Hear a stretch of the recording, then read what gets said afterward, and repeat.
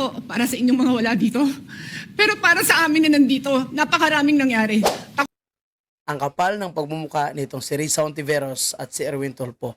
Sila pa ang may lakas ng loob na sisihin yung mga naiwang senador sa loob ng Senado nung tangkang pasukin nga ng NBI ang Senado para sa pilitan na kidnapin si Senator Bato de la Rosa. Naging emosyonal pala Senator Pia Cayetano dahil sa mga pangyayari. Kahiya po sa totoo lang, Ginoong Pangulo. And because the public witnessed, the public deserves the truth. Nakaabang na po ang taong bayan. And they have been waiting since Monday. Una, ano ba ang legal na basihan sa pagpasok ng mga otoridad sa bisinidad ng Senado kung meron man po? Pangalawa, nagkaroon ba ito ng formal na koordinasyon sa pamunuan ng Senado bago isinagawa ang operasyon at ano ang naging direktiba ng liderato kaugnay rito? Pangatlo, ano po ang mga partikular na aksyon na nag-udyok at naging mitsa? So kung tanungin mo kung nagpaalam ba yung NBI sa Senado, hindi tanungin mo si Tuta Soto dahil siya ang nagtraidor kay Senator Bato para makapasok ang NBI. Ng putukan, meron bang provokasyon mula sa alinmang panig at aling ahensya o sino-sinong individual ang direktang responsable sa pagpapaputok ng mga baril? Alam ko po, Ginoong Pangulo, wala po kayo roon, bagkos kayo po ay nakasalalay lamang sa mga report na ibinibigay po sa inyo. Naiintindihan ko po yun. Pangapat, anong mga hakbang ang ginawa upang masigurong ligtas po ang mga senador? Lalo wala kayo doon. Kasi bago nagkaroon ng putukan, niligtas nyo na ang inyong sarili. Di ba? Lalong wala kayo doon. Kaya dapat, wala silang karapatan na questionin yung mga senador na nasa loob. Kasi, delikado ang buhay ng mga senador sa loob. Pati na rin mga reporter, mga staff. Kung sakali nagkaroon ng presahang papasok yung NBI dahil talagang gigil na gigil po sila, magkano? Ilang malita ang tanong kung bakit ganun sila kagigil para pasukin si Senator Bato at sa pilitang kidnapin? Mga empleyado at ang media bago at matapos maganap ang insidente. Ang panghuli, ano-anong mga ebidensya po ang nakalap upang magbigay linaw sa tunay na pangyayari? Ginoong Pangulo, when law enforcement operations intersect with the authority privileges and internal security protocols of another branch of government, there must be clarity, not confusion, restraint, not escalation. Alam ko po na may kanya-kanyang investigasyon ay sinasagawa ang Senado at NBI. But there is merit in the public outcry for an impartial, independent, and facts-based investigation. Mahalagang may tuguyod po ang isang proseso na patas, transparent, at may kredibilidad sa mata ng publiko. Walang undue influence, walang haka-haka. At the end of the day, Mr. President, no camp wins when public confidence in institution is weakened. The Senate is not a venue for armed confrontation, Mr. President, or competing display of forces or political theater. It is a constitutional institution governed by law, order, and respect for due process. Hindi po drama, aksyon o comedy ang hanap ng taong bayan. They are asking... Kayo nga yung mga komedi. Di ba? Kayo nga yung komedi. Ngayon, ang yabang-yabang nyo na makisawsaw pa kunwari sa investigasyon. Eh kung tutuusin, kayo nga yung niligtas ang inyong mga sarili. Mga gago pala to eh. For truth, accountability, and stability. Tingnan mo, nakisawsaw sila ngayon sa usapin dyan sa Senado. Sa flood control, tahimik pa rin. Gigil na isuko Senator Bato. Flood control, tahimik pa rin. And that is precisely what this institution owes them, Mr. President. Maraming salamat po, Ginoong. Matapos Ito pa. Numero 1 na kupal. Gigil na gigil din, no? At maaga rin yan umuwi. Ito pa yung isang gustong-gusto na ma-impeach si BP Sara. Dahil nangangarap ang putya na maging presidente.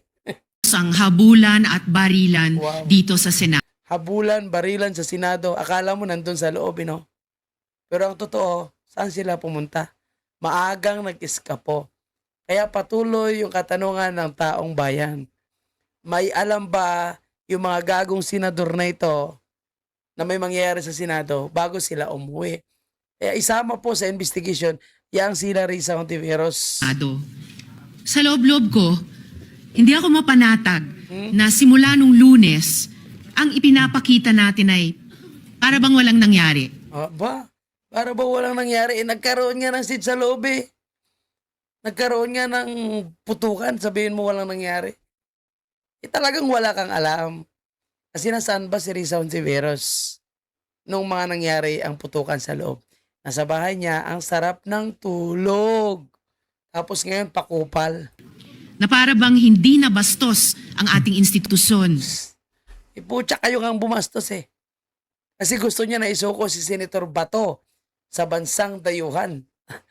Kupal. Ang kupal ni Risa. Ang ating mga empleyado at ang mga Pilipino. Pero Naisip mo yung mga empleyado? Dapat sinama mo yung mga empleyado nung umuwi kayong maaga.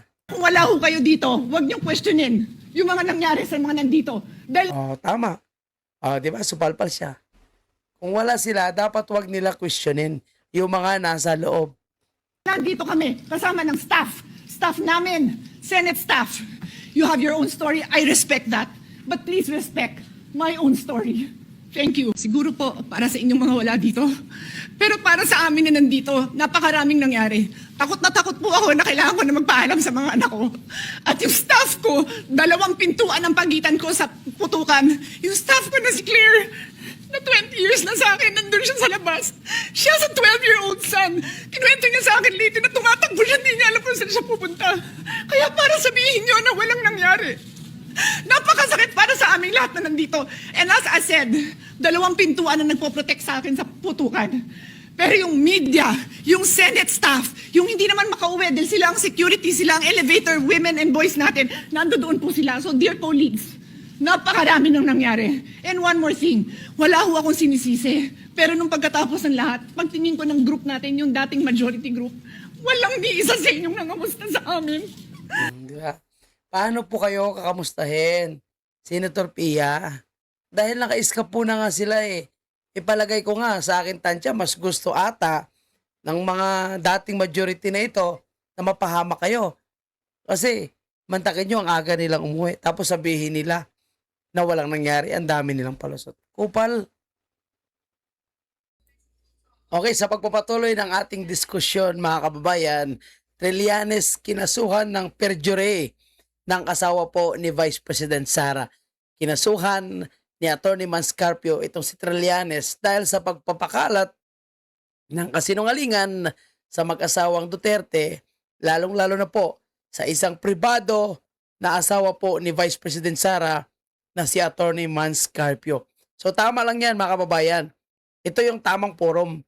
Dito sagutin ni Trillanes at dito natin malalaman na si Trillanes ay isa sa numero 1 na sinungaling. Nagpagamit, ginamit, nagpabayad nga ba para lang sirain itong mag-asawang Duterte. And dito patunayan ni Trillanes kung totoo yung kanyang allegation, presenta niya lahat yan as evidence para siya po ay maging absuelto sa kasong perjury na i-file ni Atty. Manscarpio. So magandang laban ito, mga kababayan. Anyway, ang alam ko marami namang pera yan si Trillanes, marami nang pambayad yan kung sakali man. Kaya good luck na lang dito kay Trillanes, mga kababayan. So kaso ang pinag-uusapan natin, ito pa. No? Yung baklang si Palses ay kinasuhan ng 38 counts of cyber libel ni Congressman Toby Chanco. Nako, mga kababayan po natin. No? Tama lang kasi sadyang napakasinungaling, no? Sadyang napakaingay nitong si Palses at ang galing magpakalat ng fake news itong si Palses, mga kababayan po natin. So, basahin natin kung ano po yung kaso na i-final ni Toby Chanco. I think meron tayong kopya dyan, mga kababayan po natin, dito sa kaso laban kay Palses. Kasi Palses, mga kababayan po natin, napakasinungaling eh. Ang dami niya kasing pinakalat na mga kasinungalingan laban po kay Toby Chanco rin. Particularly po, nung nag-ingay na si Toby Chanco, kay Saldico, kay Martin Romualdez, so panay birada rin ni Palses kay Representative Toby Chanco. Although hindi natin ito kakampi si Toby Chanco, linawin lang po natin mga kababayan. Si Toby Chanco ay kinancel na ito. Dapat wag na ito iboto ng mga sumusuporta kay BP Sara dahil ito po ang isa sa bumoto, pumirma sa impeachment against po sa ating Vice Presidente. Pero siyempre, nakakatuwa rin kung babanatan niya itong si Falces kasi numero 1 po ito na nagpapakalat ng fake news. Ngayon, ang dami niya na namang pinapakalat ng fake news, particularly po kay BP Sara at sa pamilya Duterte. Kaso ang pamilya Duterte kasi, hindi sila gaano mahilig mag-file ng kaso. Otherwise, kung sobra-sobra na, ito 38 counts. Mas marami pa ito ang i-file na kaso kumpara kay Congressman Miao Miao ng Inyope. No, i-file ni Enrique Rason. So I think 8 counts lang yon. Ito 38 counts, kaya ang dami. Tingnan natin kung obra pa ba yung yabang ng baklang si Falces na ito sa mga kasong i-file ni Toby Chanco. And of course, cyber libel ito. Kailangan niya patunayan yung kanyang mga claim, allegation, at alam nyo, pera kasing pinag-uusapan dito. Kaya siguro, si Toby Chanco, hindi niya na nakayanan at mabigat na ang paninira niya, medyo piktado na rin siya siguro, kaya nag-file na siya ng kaso. Again, mga kababayan po natin, no? Si Toby Chanco noon, nagustuhan natin kasi nagsasalita laban kay Martin Romualdez. Pero nung huli, umiba na at hanggang Martin Romualdez na lang siya, pilit niya pa rin na pinagtatakpan si Bongbong Marcos. At worse pa, pumirma sa impeachment ni Vice President Sara.